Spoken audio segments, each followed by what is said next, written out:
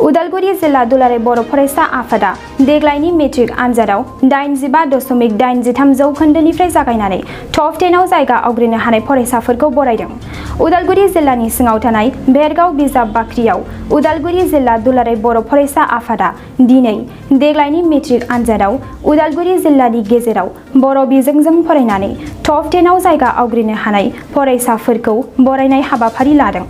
बे बरायनाय हाबाफारिखौनो बेखेवनानै होदों हायद्राबाद सेन्ट्रेल इउनिभारसिटिनि प्रफेसार फनेन्द्र गयारी आरो गाहाय आलासि महरै बाहागो लादों मिरु दुलाराय बर' फरायसा आफादनि आफादगिरि दिपेन बर'आ लोगोसे उदालगुरि जिल्ला दुलाराय बर' फरायसा आफादनि गासै दैदेनगिरि उदालगुरि जिल्लानि सिङाव थानाय गंफ्रोमबो दखरा एबसुनि मावथिफोर ओनसोलनि सानसुमैफोर देग्लायनि मेट्रिक आनजादाव उथ्रिसारनाय फरायसाफोरनि दिथागिरि बिमा बिफा आरो उदालगुरि जिल्लानि गंफ्रोमबो फरायसालिनि फरायसुला फरायसुलिफोरा बाहागो लानानै हाबाफारिखौ मेहेरगोनाङैनो जाफुंसार जाहोयो। गुबुन बोसोरनि बायदिनो टप 10 मासियाव जानानै बिथांमोनखौ दिनै जिल्ला आफादा बरायदों आरो दुलाराय बर' फरायसा आफादा गुन गोनां सोलोंथाइनि मावथांखि आरो सोलोंथाइनि मोनसे जावरिखांनाय थांनाय 16 बोसोरनि सिगांनिफ्रायनो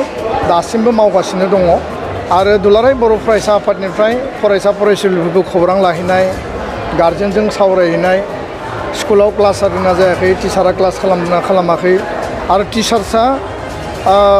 जोथोन लादोंना लायाखै बे गासै हाबाफारिफोरखौ लानानै आनजादनि सिगां आरो सम सम जोङो जोथोन लानाय खामानि मालाबा स्पेशल कचिंनि खामानि मालाबा केरियार काउन्सिलिं मटिभेशननि हाबाफारि आरो माब्लाबा स्टुडेन्ट आरो गार्जेननो थोंजोङै जोङो मिरु आफादनिफ्राय लेटार हरनाय बे हाबाफारिफोरखौ जों मावदों। नाथाय बास्तबाव आनजादखौ लिरो फरायसा फरायसुलिया फोरोंगिरिया क्लासरुमाव फोरोङो आरो बिमा बिफाया बिथांमोनखौ गावनि गथ' गथायनि भबिष्यतखौ दानो थाखाय जोथोन लायो। दा एबसुनि खामानिया जाबाय फेसिलिटेसन खालामनाय जोङो माने बिथांमोनखौ जोथोन लानाय बिथांमोननो सुबिदा होनाय बिथांमोननो सोरनिबा बिजाब नांगौ सोरबा एडमिसन लानो हायाखै सोरबा बायदिसिना जेंनायाव गोलैदों बा डिमटिभेटेड जादों बे मानसिफोरखौ जोङो लाबोनानै मटिभेसन होनाय थुलुंगा होनाय जोंनि खामानिया अभारअल बिथांमोनखौ जोथोन लानाय आरो रियेल खामानिखौ मावगोन फरायसा फरायसुलिया फोरोंगिरि आरो गार्जेना। दा बेखायनो जायफोरा साक्सेस जाबाय बिथांमोना जिउआव दिनै मोनसे देवनाखौ दिनै बारबाय। मेट्रिकनि आनजादानो जोबथा आनजाद नङा। मेट्रिकआव सोरबा 95, 97 मोनोब्लानो बेयो जिउनि गासैबो खामानिखौ मेट्रिक आनजादजोंनो जाजोब्बाय होननानै सानजाया। जायफोरा खम नम्बर मोन्दों बिथांमोनाबो उननि समाव मोजां रिजाल्ट खालामो आरो बेबायदि एग्जाम्पल गोबां दङ। जायफोरा बांसिन नम्बर मोन्दों हायार सेकेन्डारियाव डिग्रियाव खम नम्बर मोननायबो दङ गोबां फेल जानायनि एग्जाम्पलबो दङ। दा बेखायनो बेखौ मोनसे गावनि जिउनि गिबि स्टेप होनना लानानै जिउआव जाफुंसारनायनि जिखिनि ड्रिम जिखिनि टारगेट गल दङ बेखौ एचिभ खालामनायनि थाखाय फरायसा फरायसुलिफ्रा बांसिन गोसो होनानै खामानि मावनांगौ फरायनांगौ। फरायनाय समाव मबाइल लानाय फरायनाय समाव बाइक स्कुटि सालायनाय फरायनाय समाव फरायनायनि अनगायै गुबुन खामानियाव बांसिन गावनि समखौ बाहायनाय बे फरायसा फरायसुलिनि थाखाय मोनसे माने गाज्रि बिथिं आरो अनलाइन जोङो हमवर्क लानाय मालाबा क्लास खालामनांनाय बे टाइम आरो सिटुवेसनाव जागोन बेखौथ' नोङो फालिनांगोन नेम बायदि खिन्थु गुबुन समाव नों बेफोरखौ आनज्रायनानै बा एरायनानै सोलिनांगोन। आं दिनै जायफोरा टप 10 मोनबाय बिथांमोनखौ गोसो गोरबोजों बरायदों। सिगांनिख्रुइ साबसिन जादों आरो बिनिख्रुइ जों साबसिन जाबावनांगौ। न' डाउट जों टपाराव देग्लाय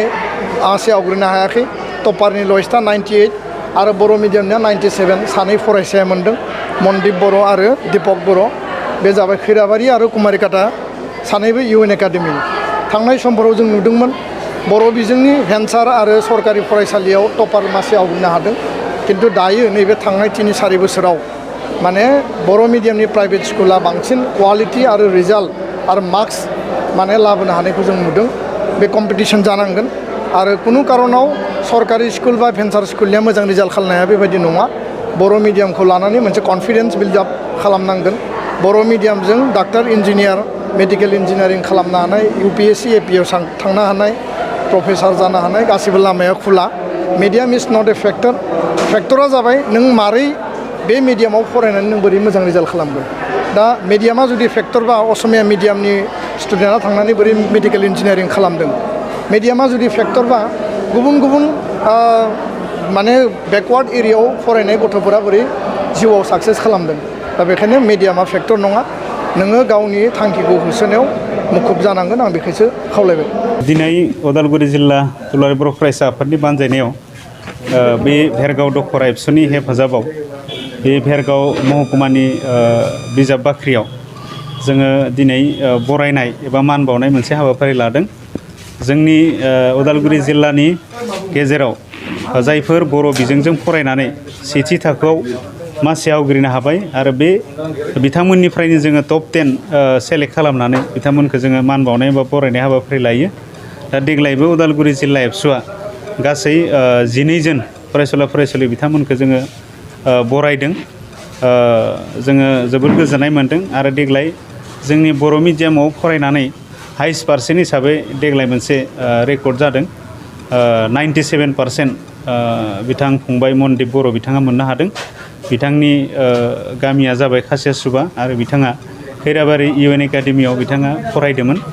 आरो बे टप 10 निनो देग्लाय काटक मार्कआबो जोङो गोबां हाइस्ट मोननो हादों 85.83 काटक मार्क मोननो हादों दा बिथांमोनखौ जोङो दिनैनि हाबाफारिनि गेजेरजों बेवहाय जों बरायदों आरो बे हाबाफारियाव जोङो गाहाय आलासि महरै जोंनि दुलाराय बर' फरायसा आफादनि मानगोनां आफादगिरि दिपेन बर' बिथांखौ जोङो हांख्रायदों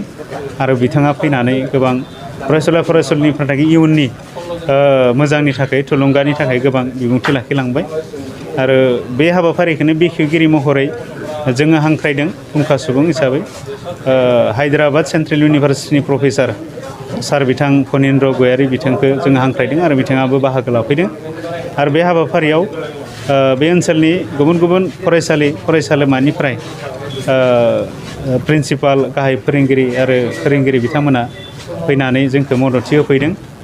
आरो फरायसुला फरायसुलिनि गार्जेन्स बिथांमोन बाहागो लाफैदों आरो गुबुन गुबुन फरायसालिनि फरायसुला फरायसुलि बिथांमोनखौबो जोङो हांख्रायदों बेवहाय आरो बिथांमोनाबो बाहागो लाफैदों आरो जोंनि हांख्रायनाय बायदियै बेवहाय साफ्रोमबो बाहागो लाफैदों बेनि थाखाय आङो जिल्ला एबसुनि जानानै बयनिसिमबो आङो साबायखर बावदों आरो नोंथांमोननि बे रादाबनि गेजेरजों जाय दिनै जोङो फरायसुला फरायसुलि बिथांमोनखौ मान बावबाय बा बरायबाय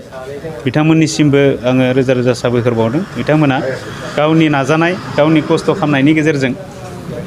गावसोरनि गोसो होनायनि गेजेरजों बेबायदि मोजां जोंनि जिल्लानि मादावनो गोबां पारसेन्ट लानानै जोंनि जिल्लाखौ मोजां मुं लाखिबाय बिनि थाखाय बिथांमोननिसिमबो साबायखर बावबाय आरो इयुनाव बिथांमोना गोजौ सोलोंथाइ लानायाव मोजाङै सोलोंथाइ लानो हाथों आरो बिथांमोनखौ आनान गसायाबो बोर साबस्रिथों आरो बिथांमोना गोजौ दिनैनि बे फेलिसिटेसन प्रग्रामाव आं फैनो मोननानै जोबोद गोजोननाय मोन्दों मानो होनब्ला आंबो बर' मिडियामजोंनो फरायनानै थांनाय क्लास 1निफ्राय क्लास 10सिम आं बर' मिडियामावनो फरायनानै थांनाय आरो बे उदालगुरि डिस्ट्रिक्ट आबसुआ जे दिनै डिस्ट्रिक्टनि आन्दारावनो बर' मिडियामजों फार्स्ट डिभिजन पास जानानै टप